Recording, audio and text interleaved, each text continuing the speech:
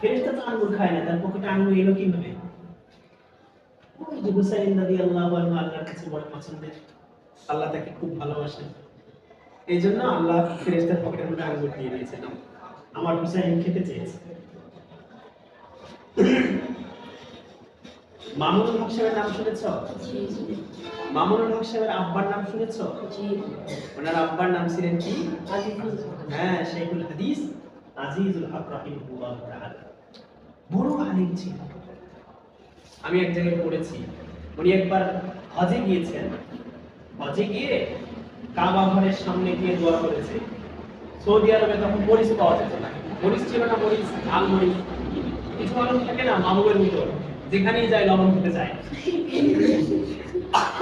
উনি সৌদি আরবে গিয়েছেন, হজে গিয়েছেন, হজ করছেন, কিন্তু খাবার খেতে পারছেন না, শান্তি পাচ্ছেন না, মরিচ নাই, ঝাল নাই খাবার। উনি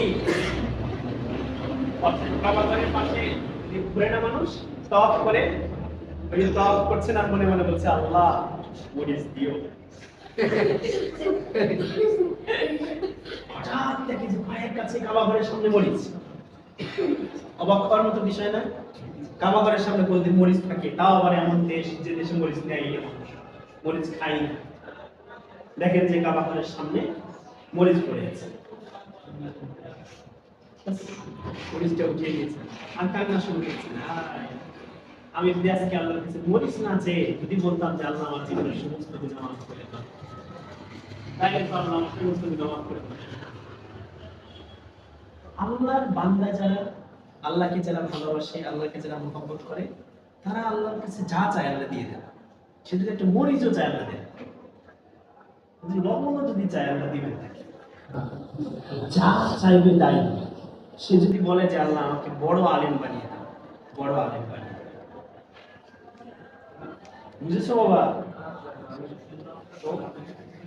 আমরা যদি জীবনে কিছু হতে চাই, বড় কিছু হতে চাই, তাহলে আমাদের একমাত্র কাজ হলো আল্লাহকে ভালোবাসা। কি কাজ? আল্লাহকে ভালোবাসা, আল্লাহর ভালোবাসার পাত্র হওয়া। আল্লাহ যেন আমাকে ভালোবাসে এমন ব্যক্তি হও। তোমরা নামাজের মধ্যে পড়ো না তাহিয়াতু লিল্লাহি ওয়াস সালাতু তাইয়্যিবাত, পড়ো না? এরপরে কি আছে? আসসালামু আলাইকা।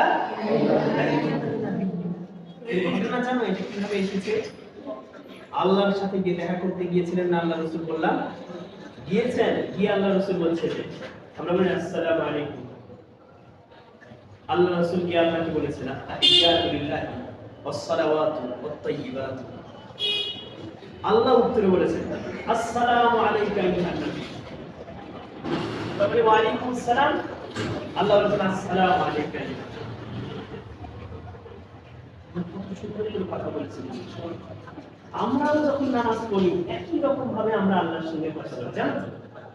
আমি যখন বলি নামাজের মধ্যে আল্লাহু আকবার, আল্লাহ আমার সামনে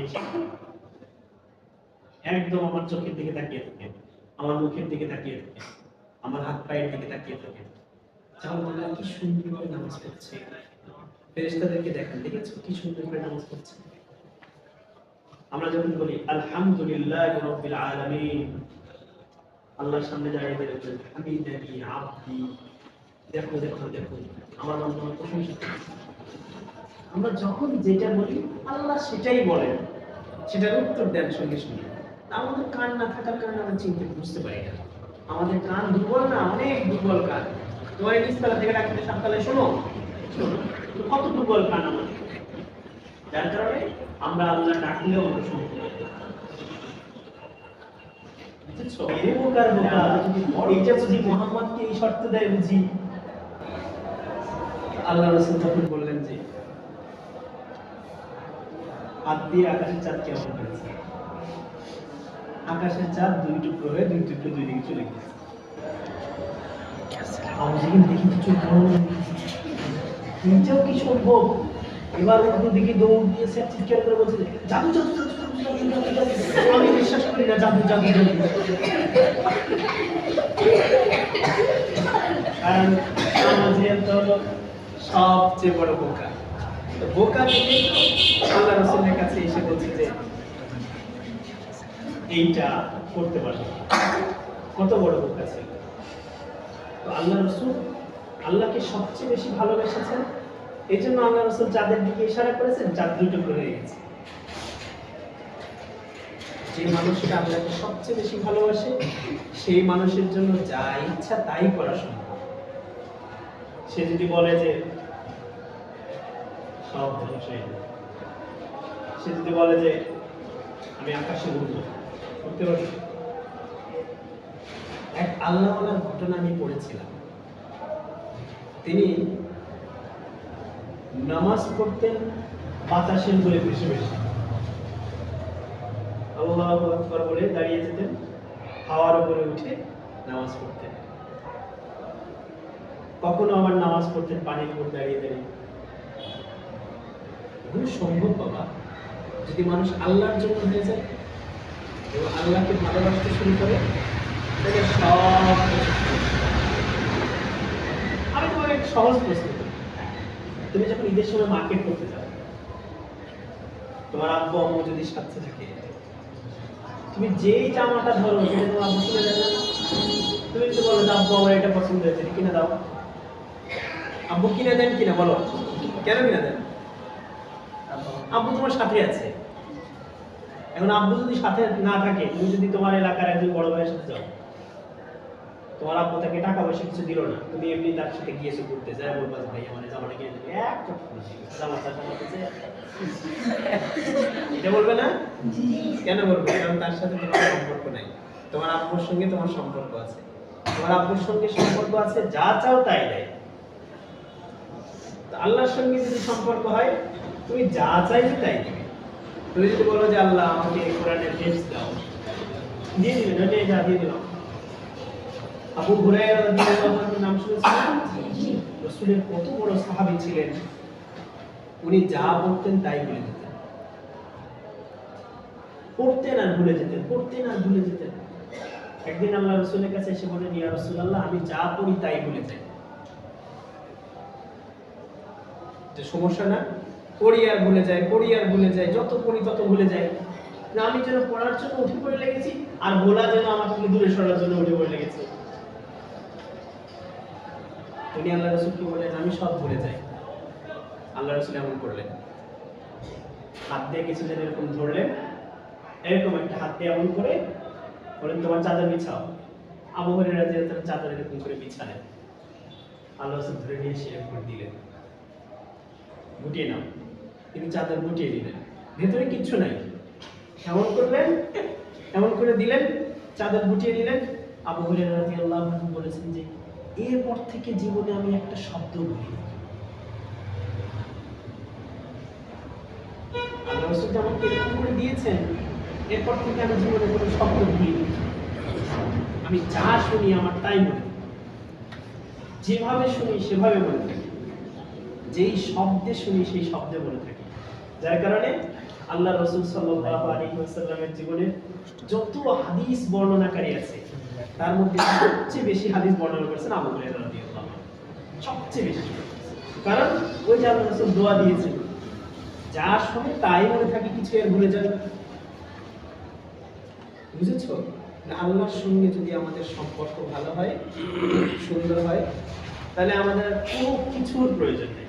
পড়বো, পড়ে থাকবি, যা চাইবে তাই পাবো। বুঝেছো? ফেরেশতারা কি আঙ্গুর খায়?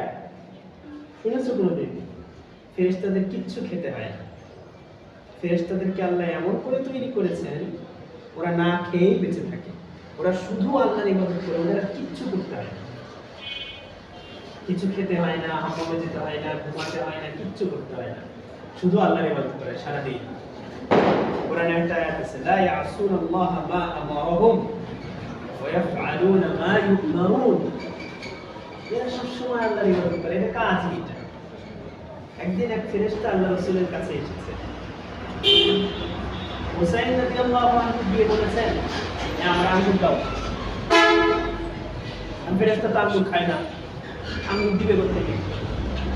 হুসাইন রাদিয়াল্লাহু আনহু বলছে, আমাকে আঙ্গুর দাও। ফেরেশতা তো একটু আঙ্গুর কত, সে মনে মনে ভাবছে আমি আঙ্গুর পাবো কোথায়? হোসেন রাদিয়াল্লাহু আনহু বলছে আমার আঙ্গুর দাও। বারবার বলছে, ফেরেশতা অবাক হয়ে আমি আঙ্গুর পাবো কোথায়? মনে মনে ভাবছে আমি আঙ্গুর পাবো কোথায়? হঠাৎ ফেরেশতার মনে হলো যে জামার পকেটটা যেন কেমন ভারী ভারী। পকেটে হাত দিয়ে দেখে তো পকেট ভর্তি আঙ্গুর বের করে দিয়েছে, না খাও। ফেরেশতা তো আঙ্গুর খায় না, তার পকেটে আঙ্গুর এলো কিভাবে? ওই যে হুসাইন রাদিয়াল্লাহু আনহু আল্লাহর কাছে বড় পছন্দের, আল্লাহ তাকে খুব ভালোবাসেন, এই জন্য আল্লাহ ফেরেশতার পকেটের মধ্যে আঙ্গুর দিয়ে দিয়েছেন। আমার হুসাইন খেতে চেয়েছে। মামুনুল হক সাহেবের নাম শুনেছ? মামুনুল হক সাহেবের আব্বার নাম শুনেছ? ওনার আব্বার নাম ছিলেন কি? হ্যাঁ, শেখুল হাদিস আজিজুল হক রাহিমাহুল্লাহ তাআলা। বড় আলিম ছিলেন। আমি এক জায়গায় পড়েছি, উনি একবার হজে গিয়েছেন। হজে গিয়ে কাবা ঘরের সামনে গিয়ে দোয়া করেছে। সৌদি আরবে তখন মরিচ পাওয়া যেত না, মরিচ ছিল না, মরিচ ঝাল মরিচ। কিছু মানুষ থাকে না মাহবুবের মতো, যেখানেই যায় লবণ খেতে চায়। উনি সৌদি আরবে গিয়েছেন, হজে গিয়েছেন, হজ করছেন, কিন্তু খাবার খেতে পারছেন না, শান্তি পাচ্ছেন না, মরিচ নাই, ঝাল নাই খাবার। তো উনি কাবা ঘরের পাশে ঘুরে না মানুষ তাওয়াফ করে, উনি তাওয়াফ করছেন আর মনে মনে বলছে আল্লাহ মরিচ দিও। হঠাৎ দেখি যে পায়ের কাছে কাবা ঘরের সামনে মরিচ। অবাক হওয়ার মতো বিষয় না? কাবা ঘরের সামনে কোনদিন মরিচ থাকে, তাও আবার এমন দেশ যে দেশে মরিচ নেই, মরিচ খাই না। দেখেন যে কাবা ঘরের সামনে মরিচ পড়ে আছে, মরিচটা উঠিয়ে দিয়েছেন আর কান্না শুরু করেছেন। আমি যদি আজকে আল্লাহর কাছে মরিচ না চেয়ে যদি বলতাম যে আল্লাহ আমার জীবনের সমস্ত গুনাহ মাফ করে দাও, তাইলে তো আল্লাহ আমার সমস্ত গুনাহ মাফ করে দেন। আল্লাহর বান্দা যারা, আল্লাহকে যারা ভালোবাসে, আল্লাহকে যারা মহব্বত করে, তারা আল্লাহর কাছে যা চায় আল্লাহ দিয়ে দেন। সে যদি একটা মরিচও চায় আল্লাহ দেন, যদি লবণও যদি চায় আল্লাহ দিবেন, যা চাইবে তাই দিবে। সে যদি বলে যে আল্লাহ আমাকে বড় আলেম বানিয়ে দাও, বড় আলেম বানিয়ে দাও। বুঝেছো বাবা? আমরা যদি জীবনে কিছু হতে চাই, বড় কিছু হতে চাই, তাহলে আমাদের একমাত্র কাজ হলো আল্লাহকে ভালোবাসা। কি কাজ? আল্লাহকে ভালোবাসা, আল্লাহর ভালোবাসার পাত্র হওয়া। আল্লাহ যেন আমাকে ভালোবাসে এমন ব্যক্তি হওয়া। তোমরা নামাজের মধ্যে পড়ো না তাহিয়াতু লিল্লাহি ওয়াস সালাতু তাইয়্যিবাত, পড়ো না? এরপরে কি আছে? আসসালামু আলাইকা ঘটনা জানো এটা কিভাবে এসেছে? আল্লাহর সাথে গিয়ে দেখা করতে গিয়েছিলেন না আল্লাহ রাসূল? বললাম গিয়েছেন, গিয়ে আল্লাহ রাসূল বলছেন, আমরা বলি আসসালামু আলাইকুম। আল্লাহ রাসূল কি আল্লাহকে বলেছেন তাহিয়াতু লিল্লাহি ওয়াস সালাওয়াতু ওয়াত তাইয়্যিবাতু। আল্লাহ উত্তরে বলেছেন আসসালামু আলাইকা আইয়ুহান নবী। আমরা বলি ওয়া আলাইকুম আসসালাম, আল্লাহ বলেছেন আসসালামু আলাইকা আইয়ুহান নবী। কত সুন্দর করে কথা বলেছেন। আমরা যখন নামাজ পড়ি একই রকম ভাবে আমরা আল্লাহর সঙ্গে কথা বলি, জানো তো? আমি যখন বলি নামাজের মধ্যে আল্লাহু আকবার, আল্লাহ আমার সামনে এসে একদম আমার চোখের দিকে তাকিয়ে থাকে, আমার মুখের দিকে তাকিয়ে থাকে, আমার হাত পায়ের দিকে তাকিয়ে থাকে। যখন আল্লাহ কি সুন্দর করে নামাজ পড়ছে, ফেরেশতাদেরকে দেখেন, দেখেছো কি সুন্দর করে নামাজ পড়ছে। আমরা যখন বলি আলহামদুলিল্লাহি রাব্বিল আলামিন, আল্লাহর সামনে দাঁড়িয়ে দেখবেন হামিদানি আবদি, দেখো দেখো দেখো আমার বান্দা আমার প্রশংসা করছে। আমরা যখন যেটা বলি আল্লাহ সেটাই বলেন, সেটার উত্তর দেন সঙ্গে সঙ্গে। আমাদের কান না থাকার কারণে আমরা চিনতে বুঝতে পারি না। আমাদের কান দুর্বল না, অনেক দুর্বল কান। তোমার নিচতলা থেকে ডাকতে সাততলায় শোনো, কত দুর্বল কান আমাদের, যার কারণে আমরা আল্লাহ ডাকলেও আমরা শুনতে পারি। বুঝেছো?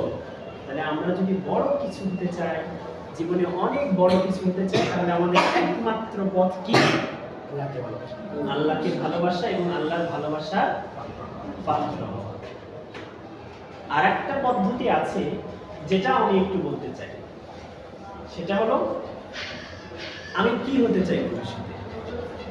তোমরা যারা মাদ্রাসায় এসেছো, তোমরা ভবিষ্যতে কি হতে চাও? আল্লাহওয়ালা বড় আলেম হতে চাও, তাই না? আল্লাহর খাঁটি বান্দা হতে চাও। আল্লাহওয়ালা বড় আলেম হতে চাইলে প্রথম কাজ হলো আল্লাহকে মনে প্রাণে ভালোবাসা।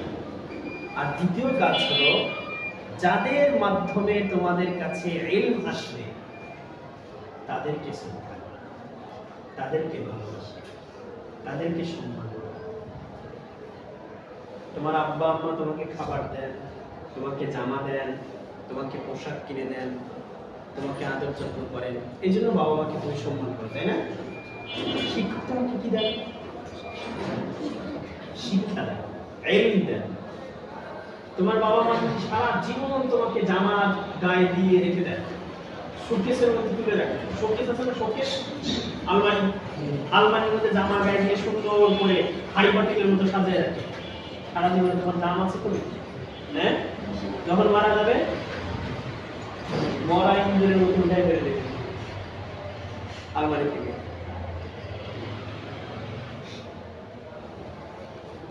শিক্ষক যদি কিচ্ছু না দেন, শুধু ইলম শিখান, তোমার দাম আছে? মানুষের কাছে যখন যাবে, মানুষ বলবে যে বিশাল বড় আলিম, না জানি এর শিক্ষকরা কেমন ছিল। তখন তোমারও শোনাম, শিক্ষকের শোনাম। আজকে আমার বড় কষ্ট লেগেছে একটা কথা শুনে।